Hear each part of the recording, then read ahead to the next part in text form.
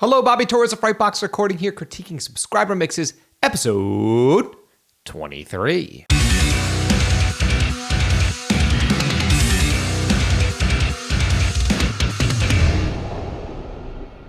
So before we dive into this group of mixes submitted by my loyal subscribers, I just want to let you know this. If you're looking to improve the sound of your productions and mixes in general, I don't care if you're using analog gear, outboard gear, expensive plugins, stock plugins, it doesn't matter. You must understand basic EQ and compression if you want pro results. And because of this, I'm offering you direct access right now for absolutely free to my crisp and clear heavy mix formula. The heavy mix formula is comprised of three main components: an EQ and compression cheat sheet that features all of my main starting points for whenever I start a mix that you can reference at any time within your own mixes, as well as individual private tutorials for each of the main components of a heavy mix. And each of the tutorials comes with a free multi-track download that features the exact same files that I'm mixing in the tutorial so you could practice your mixing along with me. Again, the crisp and clear heavy mix formula is absolutely free, and you could have direct access right now by clicking the link below. So without any further ado, let's jump into this group of mixes submitted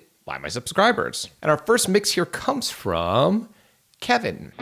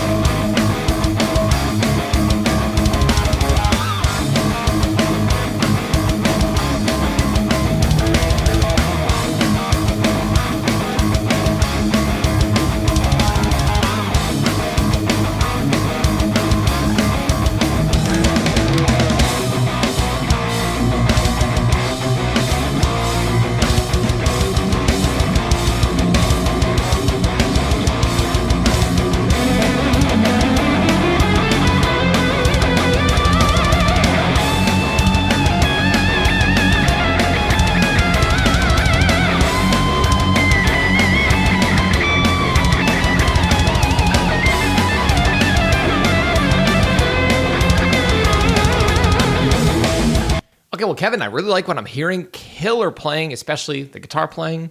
The mix sounds pretty good. Now, you mentioned in your email to me that you're having issues with your leads not poking through enough, and I immediately can tell you why. But before I get there, I just want to say this. Your mix is clipping. Now, again, with streaming services, you do not have to make your mix crazy loud.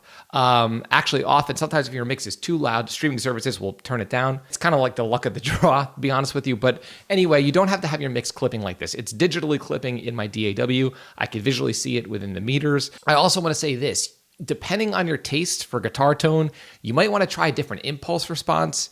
The guitars sound a little phasey and a little muddy, the rhythm guitars do. So if you're using a cab, I would say try a different mic placement, maybe taking your microphone and placing it slightly more towards the center of the cone. If you're using an impulse response, definitely try a different impulse response. That's just my own 2 cents. That'll help clear up your guitar tone, and it won't necessarily completely change your guitar tone. The fundamental tone will be the same, but it'll color it in a way that's a lot more crisp and a lot more clear. And if you don't have access to it right now, or if you haven't downloaded it yet, you can download my impulse response for absolutely free. There's a link below in this video's description. But aside from that, the reason why your leads are not kicking through or cutting through is because there's too much low end and lower mids happening on your leads, and they're actually conflicting with your rhythm guitars. The other thing you're going to want to do is you're going to want to automate your rhythm guitars down during the solo. We all get caught up in fancy pants mixing techniques and making things complicated when in reality we should just be adding automation to make room for specific elements. So again, try rolling off a little more low end, a little more lower mids on your leads because your leads sound really thick to me. And also automate your rhythm guitars down to make room for your leads when they kick in, because remember, we want the listener to be drawn to the leads during those sections. We don't want to be bombarded with leads and rhythms and all kinds of crazy stuff happening at once. So Kevin, thanks for your submission. I really love what I'm hearing, and let me know how those tweaks work out for you. Our next mix here comes from Bhutan. I apologize if I'm mispronouncing your name, but let's check it out.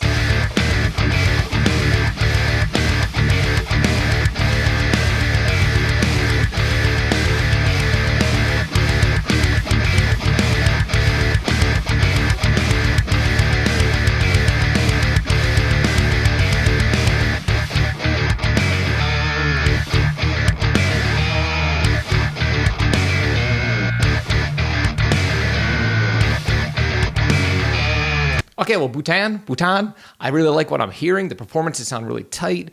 The editing sounds spot on. The one thing right off the bat is the guitars are really overpowering the drums. Now, if you're a guitar player, I know it's so tempting to make your guitars really loud because that's what you want to hear as a guitar player. But we have to remember, if your guitars are too loud, it's going to give the effect that your mix is muddy when it's really not. And it's simply because the other elements are out of balance. So yeah, that would be my main note here, is just bring your guitars down and kind of try and even out the level between your drums and your guitars, and try to be objective and listen as a non-guitar player. I know it's tough as a guitar player. I'm a guitar player. This is something I struggled with for at least 10 years. But yeah, keep that in mind. The mix sounds great. The actual sources sound really good, and performances sound killer. So that's not the issue here. It's just your guitars are way too loud. So give that a shot and let me know how that works out in your future productions. All right, let's move on to the next mix here. I have some things on YouTube people have sent me, and also on Dropbox. Let's see this one. This is from, I'm not even going to try and pronounce this, QUOBS. And the name of the song is New Clouds Forming, I think.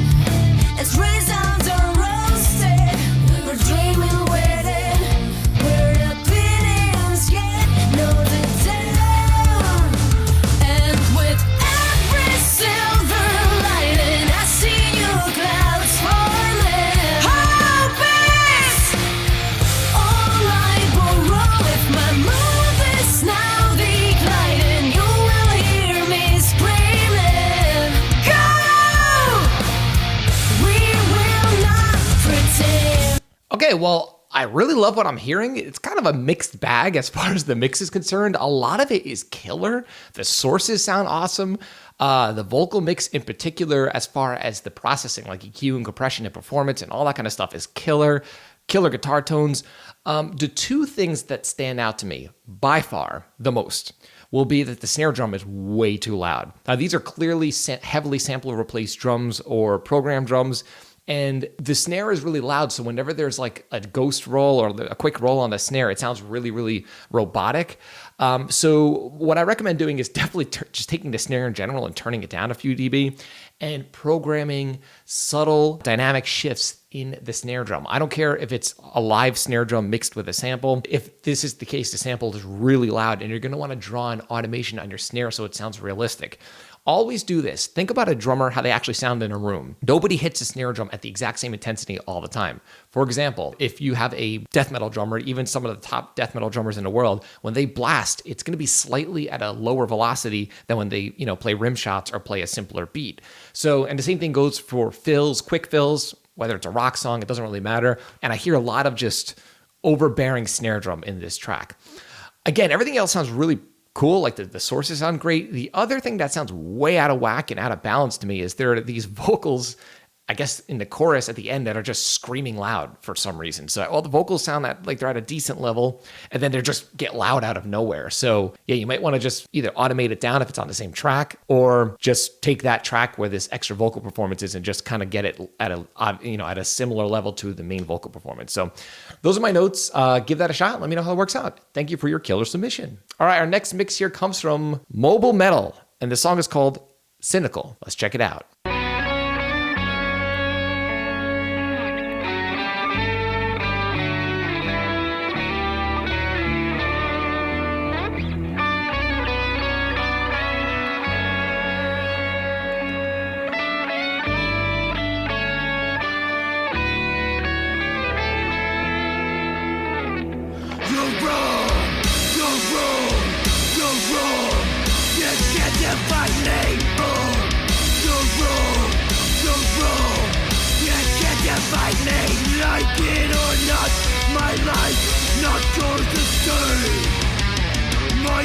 Okay, well, Mobile Metal, I like what I'm hearing here. Really cool riffs and just arrangement and all the intricacies. I can tell you put a lot of work into this.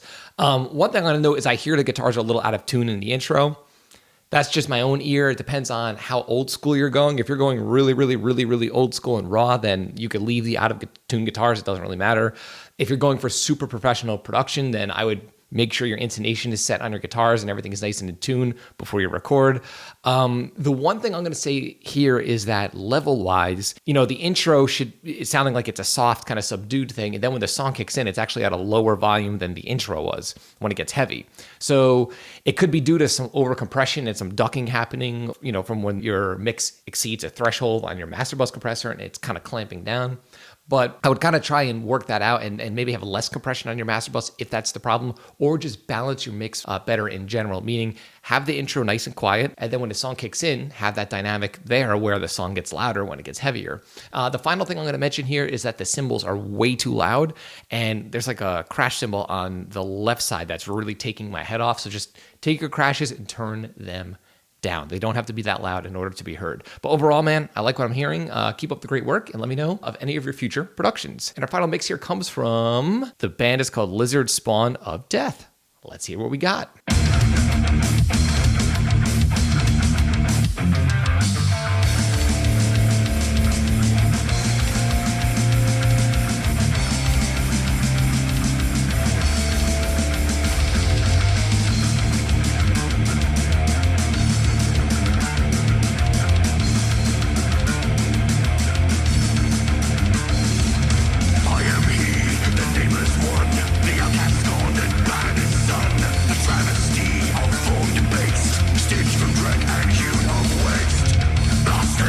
Okay, I really dig what I'm hearing. I love that old school thrash vibe. The guitar playing sounds killer, man. I could tell if you're the guitar player, you're picking with intensity. I feel the vibe of the music. The main thing that sticks out to me, honestly, is that the snare bottom track is way too loud. If I'm not mistaken, I think you said that you're using Easy Drummer. Very simple. Turn up your snare top mic and turn down the snare bottom mic, because you're ending up with this very papery sounding snare, and it has nothing to do with, EQ or compression or anything. It has to do with the fact that the snare bottom is just really loud. So that's my main note here, man. I like the old school gritty vibe. If you're using programmed instruments for that, if you're using, amp sims, it's amazing how close you've gotten it to sound old school. And I dig it. I really dig the riffs. It's sounding angsty and cool. So yeah, give that a shot. Let me know how that works out for you. And thank you so much for submitting this killer mix. I would just like to shout out and thank everyone for submitting their group of mixes here. If you'd like to submit your mix for a review on the channel, there are detailed instructions in this video's description. And again, if you're looking to improve the sound of your mixes, you can have direct access right now to my crisp and clear heavy mix formula. You get an EQ compression mixing cheat sheet, private individual tutorials, as well as a multi-track download that accompanies each of the individual tutorials so you can practice your mixing along with me. The heavy mix formula is absolutely free, and there's a link below in this video's description. You can have direct access right now. If you found this video helpful, like, comment, subscribe, and share. And do not forget to click the little bell icon so you can be notified every time I upload one of my weekly videos on all things metal and rock production. If you're interested in some Frightbox swag, we've got t-shirts, mugs, and a ton of other cool stuff on the way. There's a link below to the Frightbox merch store in this video's description. But until next time, happy mixing.